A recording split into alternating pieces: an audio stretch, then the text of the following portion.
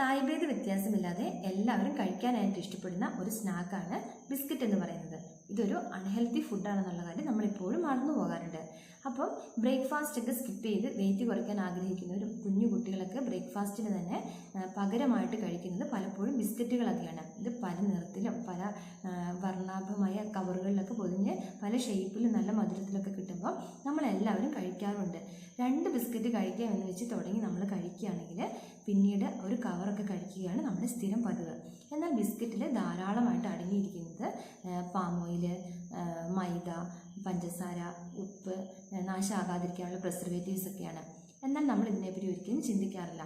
Palm ഓയിലിൻ്റെ അളവൊക്കെ ധാരാളമായിട്ട് അടങ്ങിയിരിക്കുന്നതുകൊണ്ട് നമുക്ക് ഹാർട്ട് അറ്റാക്ക് ഉണ്ടാകുന്നതിനും സ്ട്രോക്ക് ഉണ്ടാകുന്നതിനും പിന്നെ വിട്ടുമാറാത്ത കഫക്കെട്ട് ഉണ്ടാകുന്നതിനും പിന്നെ കുടലിലൊക്കെ പ്രശ്നങ്ങൾ ഉണ്ടാകുന്നതിനൊക്കെ ബിസ്ക്കറ്റ് കഴിക്കുന്നത് കാരണമാകാറുണ്ട്.